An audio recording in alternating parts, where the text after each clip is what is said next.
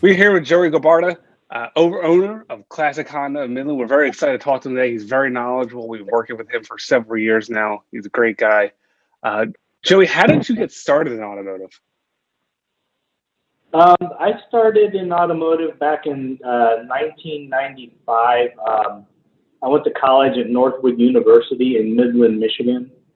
And my first job in the car business was implementing the pre-owned certified program for Lexus for a dealer group in Buffalo, New York, the Northtown Automotive Group. And I worked under the direction of a guy by the name of Gary Marcotte, who at the time was the head of pre-owned certification for Lexus. So so I've been in the business a long time. So.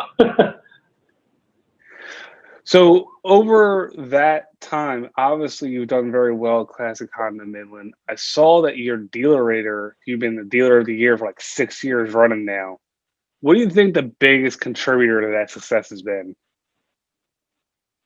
Well, we just actually won Dealer of the Year this year. We've been a customer service dealer for the last 6 years. We have 6 awards there.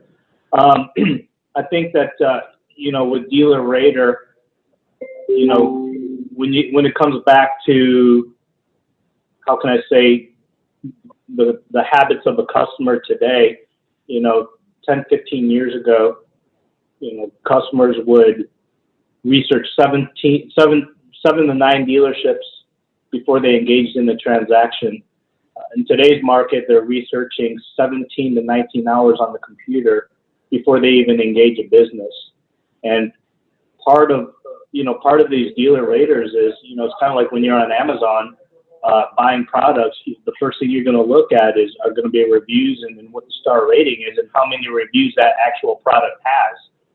So what I've done is I incorporated it into the compensation plan of the managers and the salespeople because we want every customer 100% of the time, 100% of the customers to be asked to write about their experience here. We don't coach them. We ask them to write their honest opinions, and that's kind of how you change a culture in a dealership. But they say, J.D. Power says that 80% of every customer who chooses to engage with a dealership is going to look at reviews. Yeah, and you have a ton of reviews and things like Google Dealer Rater, which obviously, if you're familiar with it, has a lot of SEO benefits, has a lot of, again, click-through rate benefits, things that affect Correct. getting people to your website to begin with. So that stuff really, unfortunately, is rare. A lot of dealers don't see it that way. They just kind of have this old school mentality of reviews, which is just like, hey, if you can get them, you get them. But that's awesome. Was the team very receptive to kind of pushing for those things at first, or were they kind of like, I don't see the point of this. I can't see the forest and the trees? The team will do whatever you ask if you incorporate it into their compensation plan. And going back to what you said, reviews, it puts you out there and it's part of your digital showroom. But like you just mentioned, I don't think anyone realizes the reason why I choose Dealer Rater is it's a tip of the sword in SEO.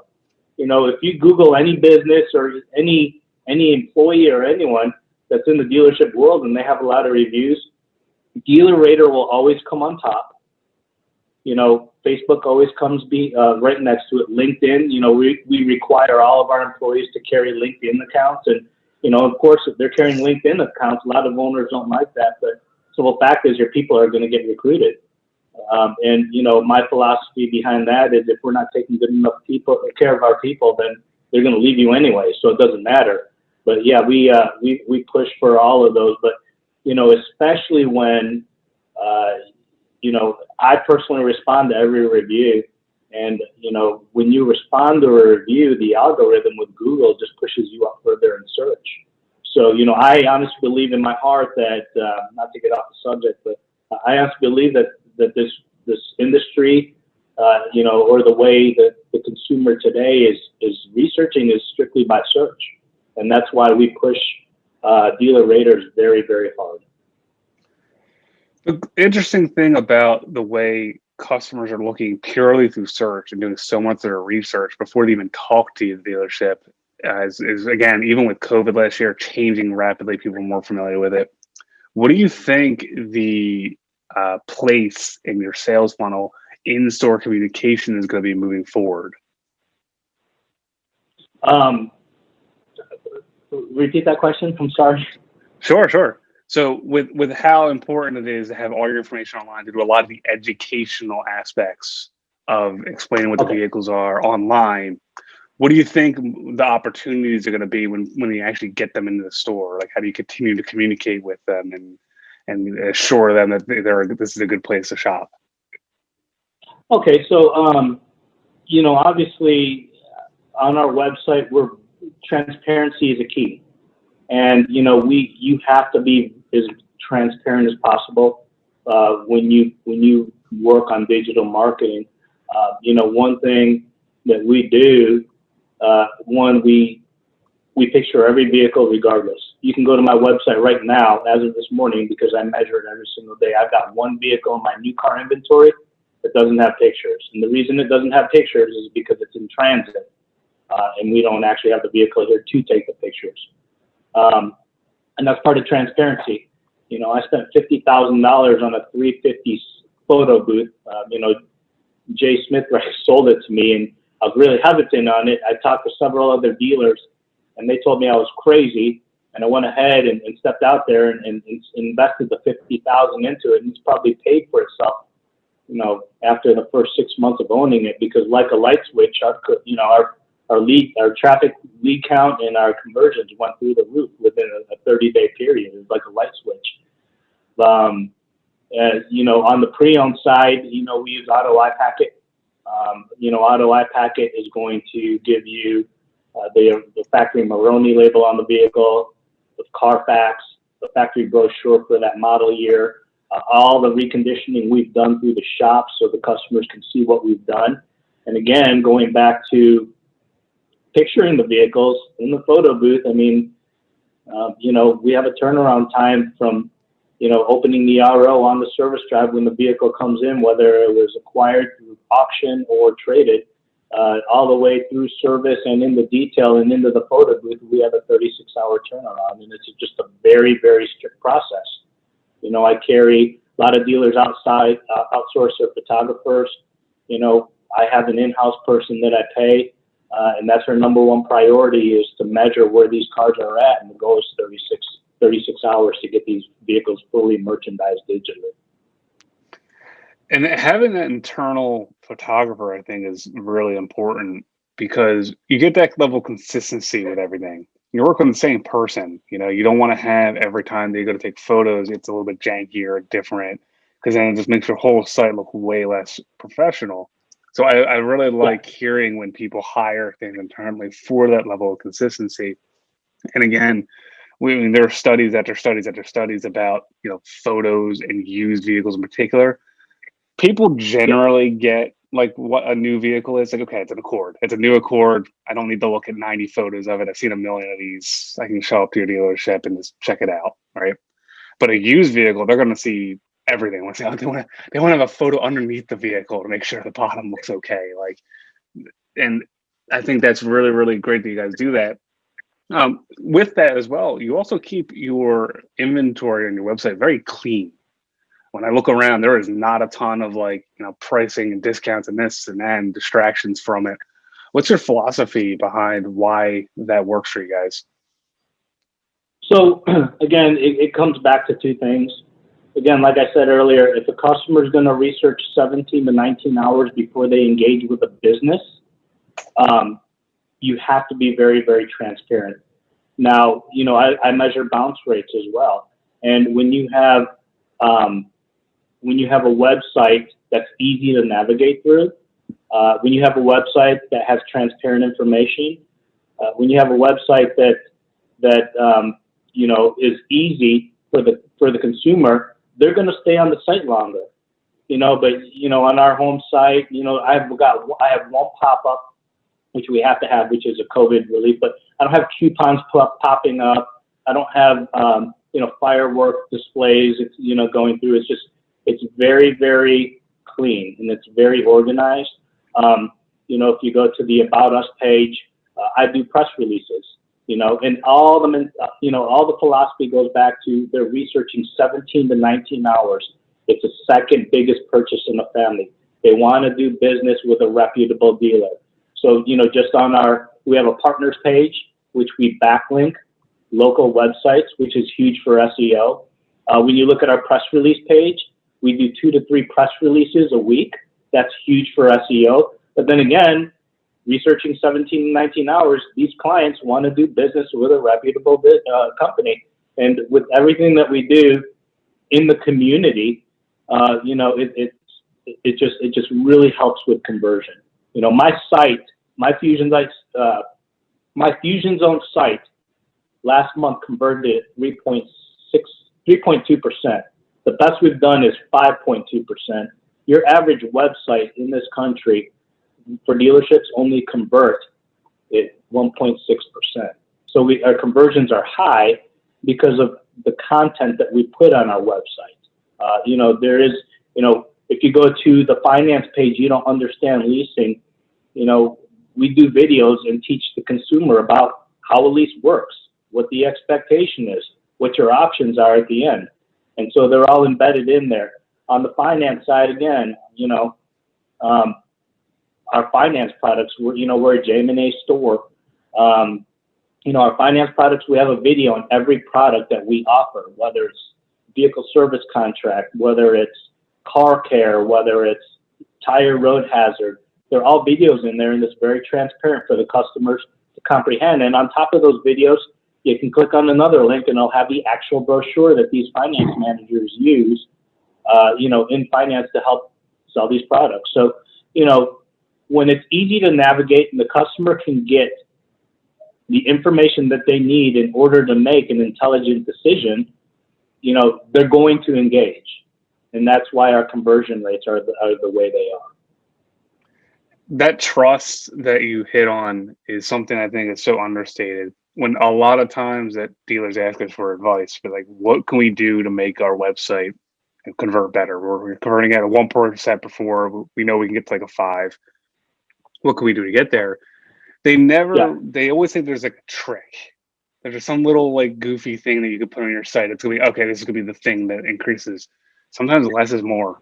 Keeping it simple, making things obvious for the customer. Because I mentioned this a lot during our interviews, but when you're shopping for a customer, sometimes automotive dealers forget that cars are not only just expensive, but they're complicated.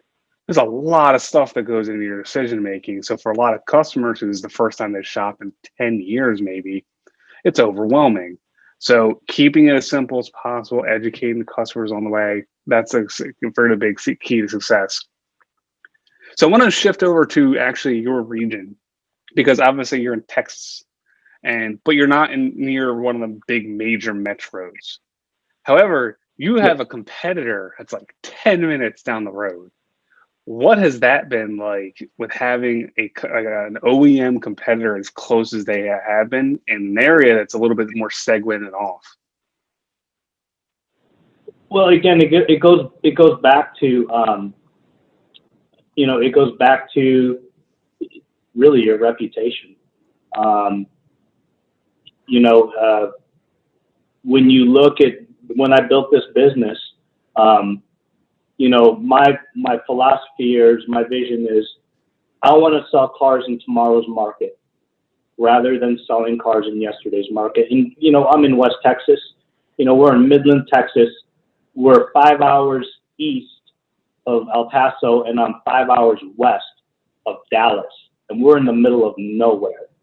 And, I'm in a town with 120,000 people. Odessa has 90,000 people, surrounding areas total.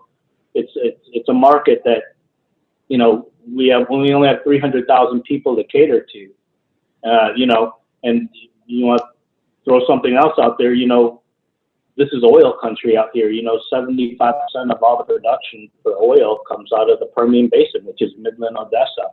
And, 3/4 ton trucks out here are like 5 to 1 over cars. Every single one of my neighbors has a 3/4 ton truck.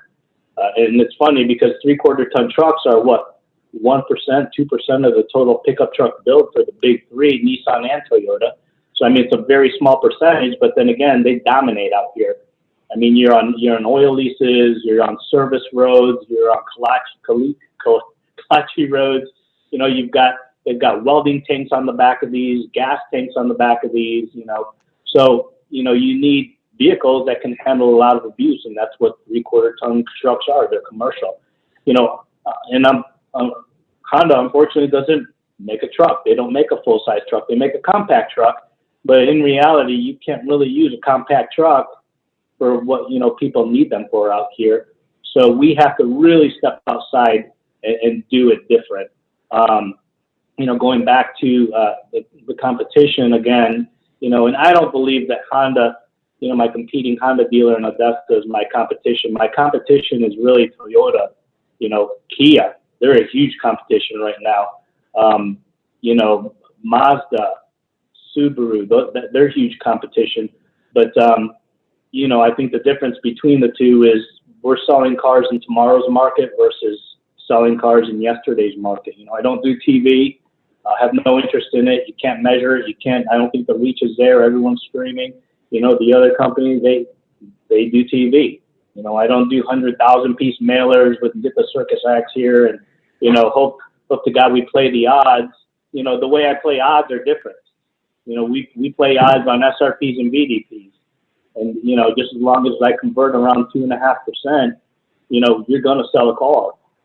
You know, this isn't you know, the 90s where you throw a 100,000-piece mailer out there and you get a 3% return, and another 3% you close at 1%, and then hope to God it sticks. And then after they all leave, you know, it's just a disaster. And then you've got a bad reputation in the community.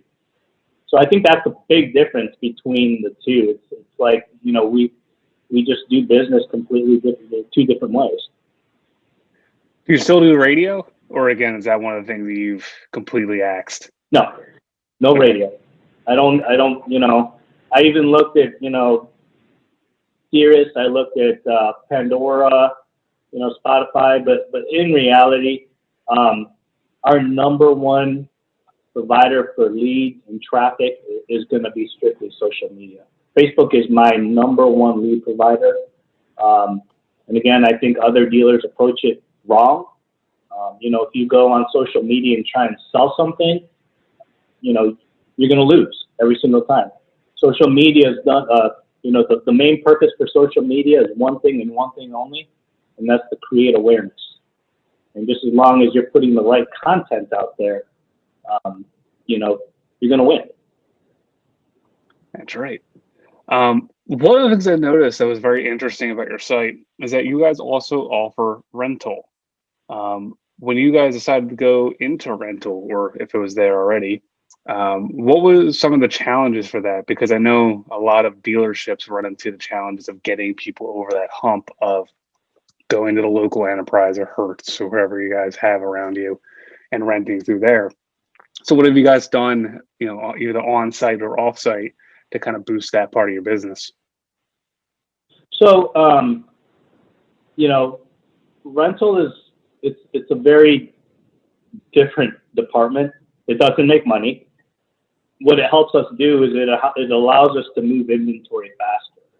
So, you know, right now we're fortunate with oil at $65 a barrel. They're talking $75 a barrel by the end of the second quarter of this year, which is going to be huge for our local economy here because that's what supports it. And so, you know, a lot of times the airport will run out of rentals, and we offer rentals to the public. So we get people in Hondas that way. You know, I have an in-house body shop that uses my rentals. So when they have claims, insurance companies will pay down those vehicles as well. And then, you know, for customer satisfaction, you know, I don't care. You know, my shop will never be more than one day out for business. And if they are, then we put every customer in a retail. If we can't get to a diagnosis, or if it's a job that's going to take longer than 4 hours to a day, then we just go ahead and put the customers in a rental. And we eat that. But, you know, there are other ways to write these cars down and to get them out, because in reality, when we pull them out, we put them on the used car lot, and they actually sell faster because, you know, it's a car with 3, 4, 5,000 miles, but it comes with a better warranty than the manufacturer's warranty. So, you know, you get a 100,000-mile warranty on it. And, you know, it's not necessarily that we are selling them less expensive. You know, the cars that we trade for, we can sell less expensive when we can actually get into a different demographic, retain them, then bring them back up and then move them into a new. You know, in reality, when you have a supply problem like every other new car manufacturer out there right now, you have a better selection and you have more options for your clients. Yeah, it's interesting that you say that about the used policy, because I'll pay the same price, right? If I'm buying a new car as a new car to get, Yeah. you know, hundreds of thousand extra miles in my warranty, no problem. And sometimes a lot of customers will see that and actually shop for vehicles that are under 5,000 miles used, because they know that's the Yeah. opportunity they have. They're basically getting a brand new car with some extra benefits to it. So it's actually kind of ingenious that, you know, you have that cycle in there. With your service department, are you guys doing drop off same day pickups? Yes. Yeah, we do that. You know, again, my biggest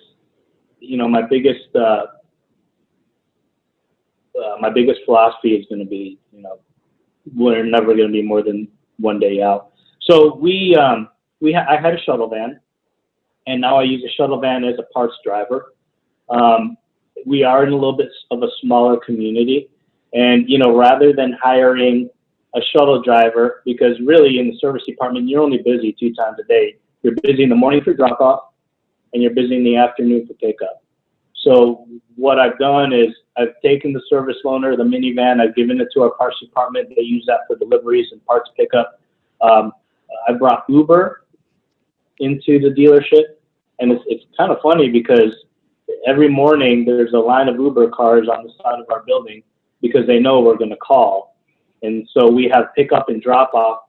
And when you look at the initial expense of what it costs to take someone to work, then send an Uber to pick them up and bring them back, it is significantly less than what I'd have to pay a shuttle driver, pay the payroll, the taxes, the insurance, the benefits.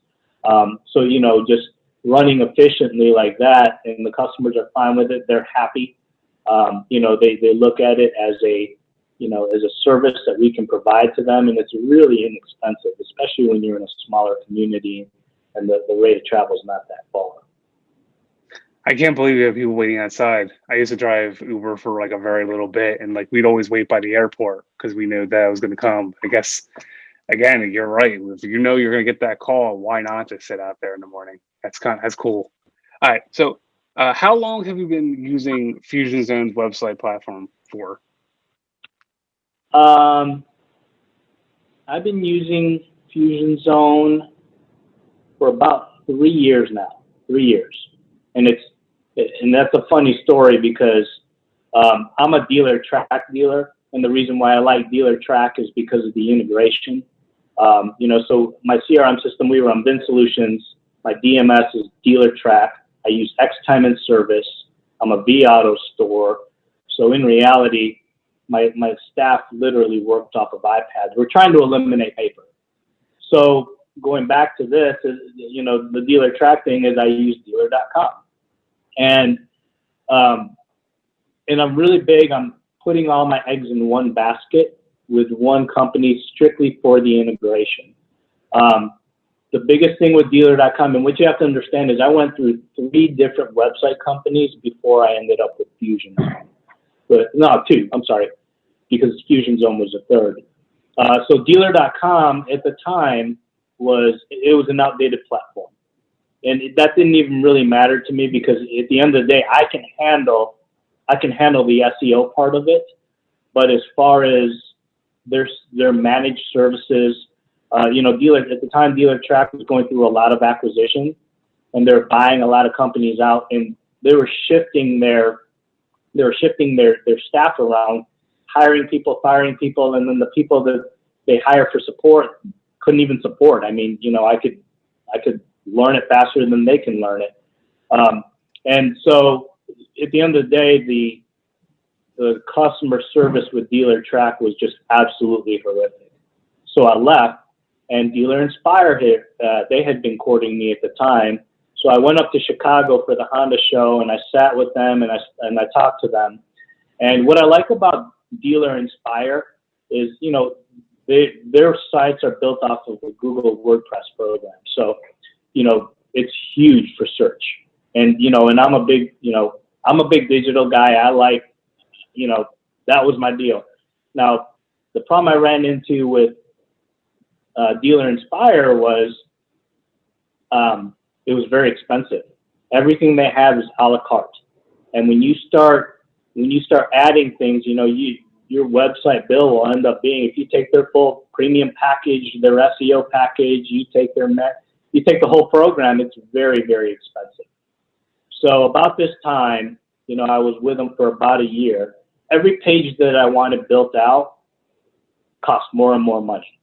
And so, you know, and I was getting a little irritated with that, but what drove me to leave Dealer Inspire was, you know, the acquisition, when they went through the acquisition with cars.com. And I told my performance manager at the time, I said, you watch. I said, I went through this with dealer.com. I said, you watch. I said, the customer service is going to go to hell. And in reality, it did. And I couldn't get pages built out, and, you know, it just turned into a really bad deal. You know, I even talked to Joe Churro on the phone about it, and at that time I had already made my decision. And then I chose Fusion Zone. And, you know, Brett Sutherland had called me, and Brett and I, we went to college together, and you know, his sister is one of my best friends. And so, you know, he said, well, I've got this website company, and he had been courting me probably about a month after I signed up with Dealer Inspire. And I said, no. And I'm like, you know, I'm fine where I'm at. And that's how I ended up with Fusion Zone. And, you know, with Fusion Zone, they convert higher, I think, than any other website company out there. But you have to really understand and know what you're doing. And how has the support difference been? I mean, when you're having trouble with DI, has that kind of been alleviated? You're still running into the same issues? Yeah, so the first performance manager I had was a guy by the name of TC Christo, and then they moved him up. And when they moved him up and promoted him, I personally called Brett and I said, listen, I've been through this. This isn't my first rodeo. He's like, you need to understand. You just trust me on this. And then I ended up with Gary Pinkstaff, who, you know, is probably, out of all the website companies, probably one of the best performance managers I've had. We do a meeting once a month. We analyze all the analytics. We look at cost per click. We look at paid search. We look at the social side. We look at conversion rates. And then we make tweaks and adjustments every single month to the site, like clockwork. Anytime I ever need anything changed on my website, if I need a video added, if I need content change, I send it to support, CC Gary on it, and it's done within 24 hours. And I couldn't get those at the other two website companies. I'm not saying they're bad. I'm just saying, you know, when you go through acquisitions like that and things get scrambled, you know, the most important person, the most important partner in the whole deal, which is the dealer, kind of gets left in the dust.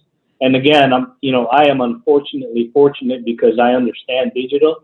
Most dealerships don't understand the digital side of it. And that's probably why they're still doing things that I think don't work, like TV. No one watches TV anymore anyways. Everyone streams. But, you know, TV, radio, etc. Still, you know, there's still dealers out there doing newspaper. I get them sometimes. I'm in LA. You think that's one of the most advanced markets around, but no, I get bundles and bundles of packets and stuff from local dealerships, and it ends up right in recycle. I'm never going to use that. But it is kind of saddening to hear that a lot of providers still charge like a la carte for like pages. And like you said, you're someone who wants to handle a lot of this stuff on your own. And yeah, in that case, and you're you going to have be paying. Go ahead. Yeah, and the way I always work is, you know, if you don't know what you're dealing with, and especially when the money's coming out of your own pocket, you hire someone to do it. And, you know, with Fusion Zone, yeah, I still take the social package. You know, we do carousels. We do, you know, I still take, you know, the geofencing. I take, you know, the paid search, you know, but, you know, as a dealer, you know, as a Honda dealer, you know, there is no co-op. There is no, you know, there is no extra money that we get. You know, everything I spend comes out of my working capital. And so if it doesn't make a profit, then I lose money. So, you know, we have to be very, very careful on how we spend our money. And, you know, for example, paid search, you know, I cap my paid search budget at $3,000 a month. There are dealers out there spending $50,000 a month. But as a dealer, you know, and you can buy your way to search, or you can get there organically. I choose to do it organically because I feel that it's my responsibility as a business, and it's my staff's responsibility to get there organically. And how do you get there organically? Video, social media, content, press releases. And so that's why we push so much content digitally, and that's how you own search. It's almost ridiculous how often I hear places that, you know, if I looked at your air, like, yeah, $3,000, that's probably the max you would ever want to pay. And I hear dealers Yeah, get approached and they're like, hey, I got to ask for a company to do $6,000. I'm like, you're out of your mind. You're never going to get that return. You're spending, you know, $4,000 on Facebook alone. Matching your budget is so important to a good partnership with digital. If you're going to rent somebody out, you have to trust that when they say we want to do a price, this is going to be yeah, actually the best thing. And if you don't have that, you're going to be left a lot of times just wondering, like, am I doing the best? Am I doing better? Am I getting robbed here on this? Um, so that's good to hear that, like, you cap yourself, because again, at a certain point, you're going to hit everybody you can with AdWords. There is a cap to it. yeah. There's a minimum to it and there's a cap to it. And Well, you know, and on the flip side, so on the treasure for the Greater Texas Honda dealers for our tier two. And so I think what a lot of dealers don't realize that they're doing, especially the ones spending an astronomical amount of money on paid, is they're competing against themselves because they're buying words that the manufacturer is already buying from your tier one. right. So, you know, you're not getting an ROI. You're just throwing money out the window. And so that's why I'm very, very careful with the words that we buy and the way I spend that. But again, going back to it, you know, I think 3,000 is enough, even in the Metroplex market. And I think the rest of it is going to be the responsibility of the business to get there organically. Absolutely. So, Joey, we're coming up just about on time here. Again, I want to thank you for sharing your knowledge today, sharing your experience. It's been great to talk to you. I hope we get to talk to you again soon. And I hope you have a wonderful day, and thanks for stopping by. Thanks for having me.